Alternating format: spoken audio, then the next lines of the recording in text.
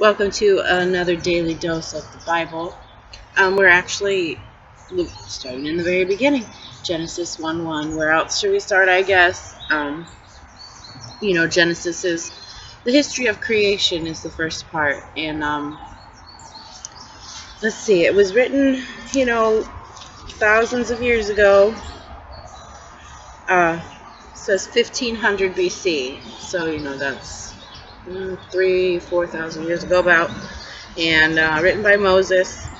Um, It's the history as, I guess, I'm not sure, God must have told him how it went. One of those times he was up on the mountain chilling with God or whatever, but, so this is the history of creation as God told Moses. In the beginning, God created the heavens and the earth. The earth was without form and void, and darkness was over the face of the deep. And the Spirit of God was hovering over the face of the waters. Then God said, "Let there be light." And there was light, and God saw the light, and it was good. And God divided the light from the darkness, called the light day, and the darkness he called night. So the evening and the morning were the first day. Then God said, "Let there be a firmament amidst the waters, and let it divide the waters from the heavens." Thus God made the firmament, and divided the waters which were under the firmament from the waters which were above the firmament. And so it was. And God called the firmament heaven. So the evening and the morning were the second day. Then God said, "Let the waters underneath the heavens be gathered together into one place, and let dry land appear." And so it was. And God called the dry land earth, and the gathering together of the waters he called seas. And God said it was good. Then God said, "Let the earth bring forth grass, the herb that yields seed, and the fruit tree that yields fruit according to its kind, whose seed is in itself on the earth. And it was so. And the earth brought forth grass, and the herb that yields seed according to its kind, and the tree that yields fruit, whose seed is in itself according to its kind. And God said it was good. So the evening and the morning were the third day. And then God said, "Let there be lights in the firmament of the heaven to divide the day from the night. And let there be signs and seasons, and for days and years. And let them be for signs and seasons, and for days and years. And let them be for lights in the firmament, so that the heavens give light to the earth." And it was so. God made two great lights, the greater one to rule the day, and the lesser one to rule the night. He made the stars also. God set the firmament of the heaven to give light on the earth, and rule over the day and over the night, and divide the light from the darkness.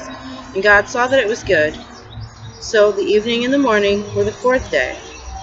Then God said, "The waters abound with the abundance of living creatures. Let the waters abound with the abundance of living creatures. Let birds fly above the earth across the face of the firmament of the heavens." So God created great sea creatures, and every living thing that moves, with which the water abounded, according to their kind, and every winged bird according to their kind. And God saw it was good. And God blessed them, saying, "Be fruitful, and multiply, and fill the waters in the seas. Let the birds multiply on the earth." So the evening and the morning were the fifth day. Okay, well, I'll pause here just because we're 5 days in, and, he's, I guess, according to science, maybe, as I see these verses, this is God's description of kind of like the Big Bang, or kind of like, well, science has no proof for the Big Bang theory. I think that it's more like they don't know what originated the action within the universe. Something had to start, in order for something to start, there has to be something there to start with. And I think science fails us in that area, because when they don't have answers, they just kind of guess, or they think they're never going to give God the glory. That's what really is. The first thing that he created was light. A big flash of light came across the heavens, and then he separated it and said, okay, these things are going to be lit, these things are going to be dark, and there's going to be night and day. Here's light, here's dark. You need them both to function. And he knew all the things that we needed for life, and he was just going about creating it. I find it interesting that the first thing that he created was sea creatures, because that's what science says. The first thing here on earth was sea creatures. Another thing about this account, God is speaking to, 1500 BC man. Obviously, their understanding and how the world functions and such is quite different than ours, and so he had to put it in terms they would understand, and yet we would still get something out of it today. So, I'm sure he could give us a better account at this point or whatever, but we don't need it. We have this it's maybe kind of a parable. It's not, it's not exactly. Moses wasn't there. It's how God told him to write it down. So, this is what God wants us to know about creation, is that he did it, and here's how he started it out. And it seems to line up just so perfectly with what science thinks they know. They just leave God out of it entirely and go about their scientific studies as if things can just originate from nowhere. We all know there has to be something for anything to start. So, it's a big circle that they're running in.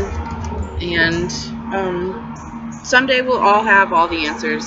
He'll tell us. Maybe we'll get to watch the beginning of creation on some video screen or whatever, but someday we'll know. And it's important for us to take things on faith, and it makes a lot more sense to me that God created the earth than that it just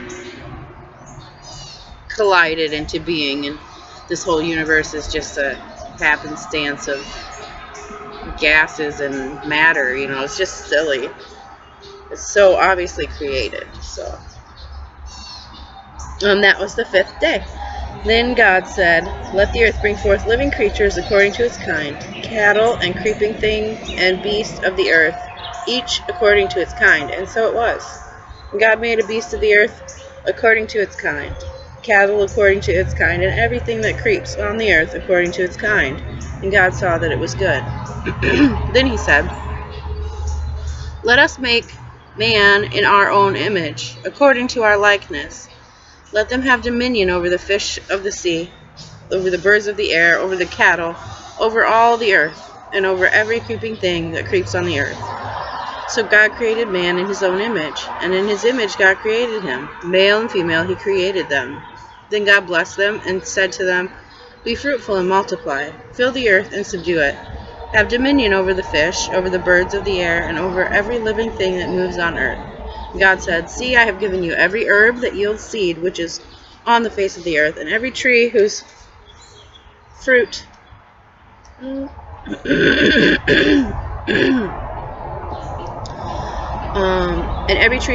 yields seed, for it shall be your food.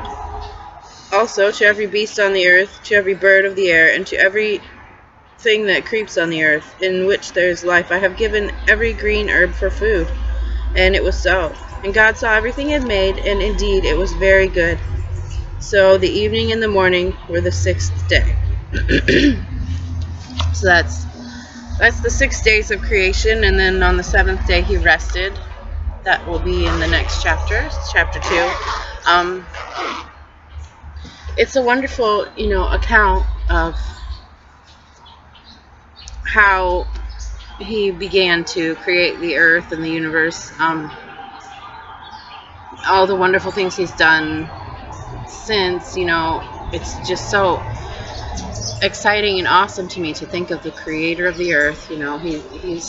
He's watching us right now. He cares what we're doing. He wants to help us, and he loves us, and he's never going to leave our side because we are his children. He created us for his pleasure. it was good. And until that sin came in, which is, I don't, a couple chapters away, but you know he gave us that free will that allowed for us to make mistakes. And he might have not really expected us to, but everybody knows now that we, as humans, that's one of our main qualities. We make mistakes, and when we do, it's just so important to recognize and get back in that grace where he's leading your path, and he's saying, you know what, this is good.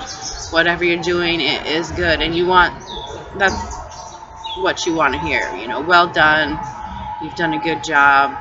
Welcome to heaven, or just thank you. Even right now, you don't have to just focus on heaven, because right now on earth, life is so much sweeter when you just follow his will, and give your heart, care about other people. That's what the true reward is, from loving each other as our neighbors and serving God with all our hearts and minds. I just pray that you'll take that forward and multiply it across the earth, and just never forget who created us, and what he means for us to do here in this short time before whatever heaven is. I just hope that you have a wonderful, blessed day thinking about the Creator who loves you, and he never stops thinking about you.